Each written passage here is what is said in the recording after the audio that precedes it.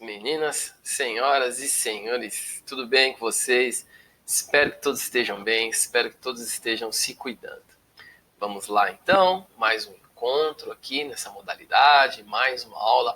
Hoje o tema da aula é Ondas Estacionárias, capítulo 3 do livro 2. Vem dentro da temática que nós estamos trabalhando já, né? Estamos falando sobre ondas, falamos sobre características das ondas, falamos sobre ondas sonoras. E aí vamos detalhar esse caso específico aí, ondas estacionárias.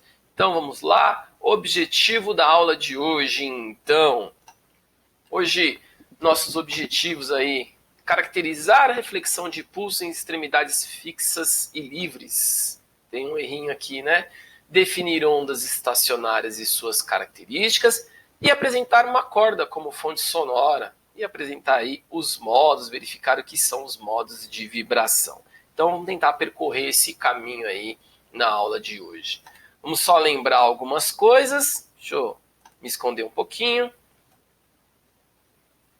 Então, isso aqui nós já vimos aqui alguns elementos essenciais aí em ondas, né? Então a gente tem aqui uma representação de uma onda, comprimento da onda aí, de uma crista a outra, ou de um vale a outro, ou de um ponto qualquer até o mesmo ponto que se repete na onda. Então eu tenho o comprimento da onda.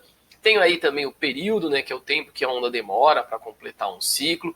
Tem a amplitude aqui, essa distância aqui do meu considerado zero, da minha referência até o pico máximo aqui, né, até a crista da onda. Eu tenho watt mais baixa aqui, mais negativa, dependendo da referência da onda. Beleza?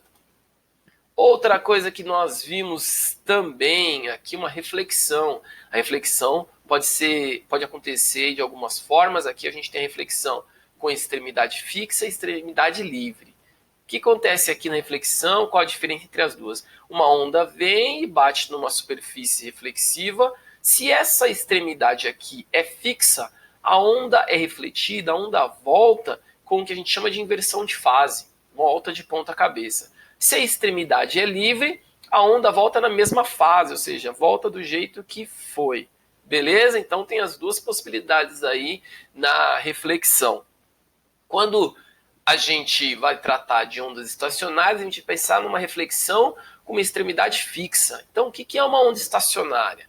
É uma onda que é refletida aqui, ela é gerada, é refletida com uma extremidade fixa. Quando a onda é refletida com uma extremidade fixa, ela forma essa figura aqui, ó, como se uma onda, a onda que vai se sobrepõe à onda que volta. Então elas se misturam, vamos dizer assim, e forma isso daqui. A gente tem algumas características para destacar. Então vamos lá. Como tem reflexão, como tem encontro das ondas a que vai e a que volta, eu vou ter interferência construtiva e destrutiva. Aonde acontece interferência construtiva é o que a gente chama de ventre, aqui nesses pontos aqui, ó, como se fosse o pico máximo. Então aqui é um ventre, um ventre, um ventre. E aonde tem interferência destrutiva, onde as ondas se anulam, vamos dizer assim, é a interferência destrutiva. São os nós, ó, esses pontos aqui. Essa figura, essa formação, tem uma característica também, então, que cada uma dessas bolinhas aqui é o que a gente chama de fuso. Então aqui eu tenho um fuso, 2 fusos, 3, 4, 5 fusos aqui. E cada fuso é meia onda. Então lembra aqui, ó, destacado em azul, tem uma onda inteira. Então 2 fusos aqui eu vou ter uma onda inteira. Então aqui eu tenho uma onda, 2 ondas e meia. Então cada fuso, meio comprimento de onda ou lambda sobre 2. Beleza? Olha só, quando isso acontece, ou seja, quando as ondas entram nesse modo de vibração, começam a uma extremidade, uma onda estacionária, a gente tem um fenômeno que é que essa corda se transforma numa corda vibrante e é a frequência emitida por essa onda sonora. Então a corda vibrante se transforma em onda sonora e ela é muito frequente em instrumentos de corda aqui, como o violão. Então no violão, o que gera a onda sonora, o som no violão, é esse fenômeno da onda estacionária. E aí vamos ver algumas características aqui. Claro Se ela é uma onda sonora, então a corda vibra e é muito utilizada esse conceito nos instrumentos musicais, a gente vai ter aí as frequências, a gente tem as frequências com que cada nota é emitida. Então, para quem gosta um pouquinho de música, eu particularmente não entendo nada, só gosto, mas a gente tem aqui cada nota musical é uma frequência diferente emitida por essa corda vibrante. Então, alguma característica que a gente muda na corda, ou o comprimento, ou a densidade, a gente vai ver isso com detalhes. Alguma coisa que a gente muda na corda, a gente consegue mudar essa frequência aqui de vibração, ou seja, consegue mudar a nota musical. E aí, para mais um elemento aqui para ilustrar. Então, importantíssimo aqui nas ondas estacionárias é o que a gente chama de harmônico. Eu disse que quando a onda estacionária se forma, ela forma aquele tipo de figura que as ondas se sobrepõem. E a onda estacionária pode se formar, aí os modos de vibrar, vamos dizer assim, podem se formar desse jeito. Aqui a gente tem os fusos, né, ventres e os nós, e aí eu tenho uma relação aqui, uma identificação. Quando eu tenho um fuso, um harmônico, uma figura desse jeito aqui, eu digo que a onda está vibrando no harmônico fundamental, ou primeiro harmônico. Eu chamo de N o número de harmônicos, N igual a 1. E quando eu tenho dois fusos, uma vibração desse jeito aqui, o N é 2, ou seja, a onda está vibrando com o segundo harmônico. Eu tenho uma onda estacionária com o segundo harmônico, vibrando com o segundo harmônico. E assim sucessivamente, né? Se eu tenho 3 fusos, N igual a 3, ou seja, tem uma onda com terceiro harmônico, quarto harmônico, quinto harmônico. Então, o N representa o número de harmônicos. N igual a 1, ou primeiro harmônico, ou harmônico fundamental. N igual a 10, quer dizer que eu vou ter 10 fusos aqui, ó, 10 bolinhas dessa aqui na vibração. É importante essa relação, beleza? Aí, a gente vai ter agora, então, as equações matemáticas que relacionam aí esse fenômeno. Então, eu tenho uma corda vibrante e algumas coisas que eu posso querer descobrir. Por exemplo, a frequência ou o comprimento de onda. Primeira equação aqui é para determinar o comprimento de onda. Então, lambda n, por que n?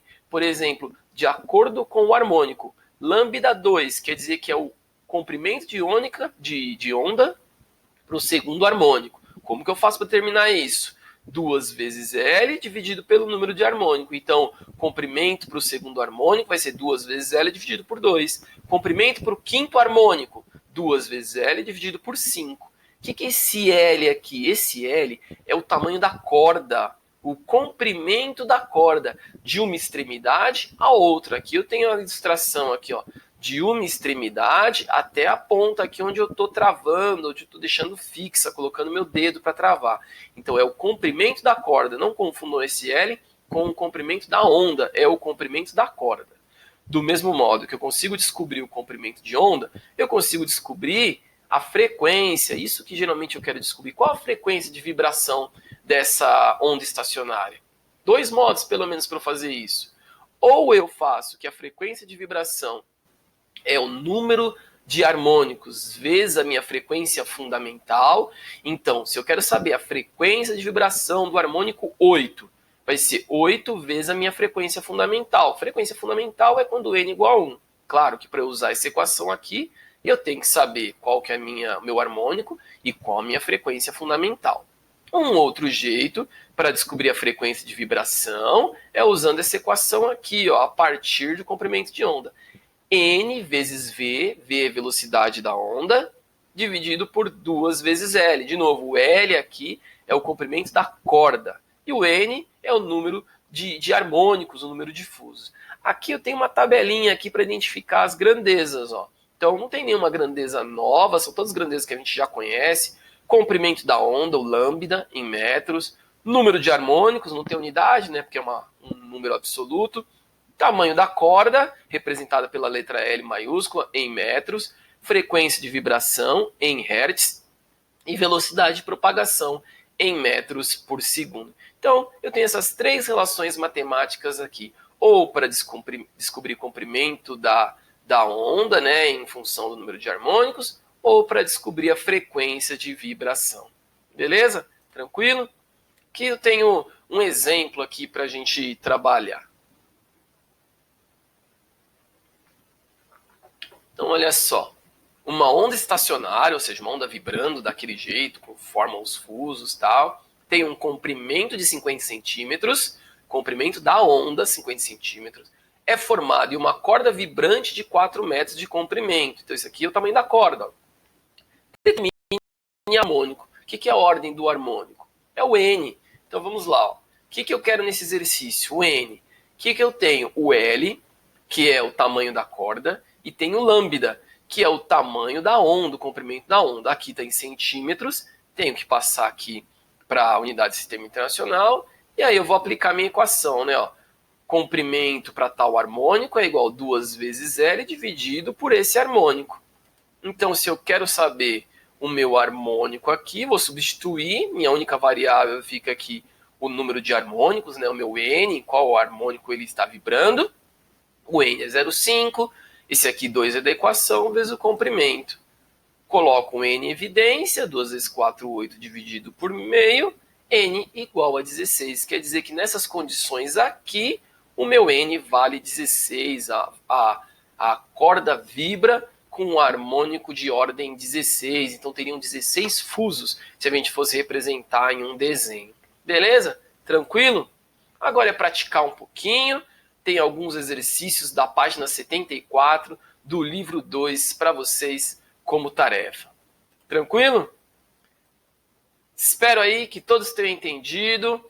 Vamos praticar um pouquinho e nos veremos aí em breve. Até mais, jovens!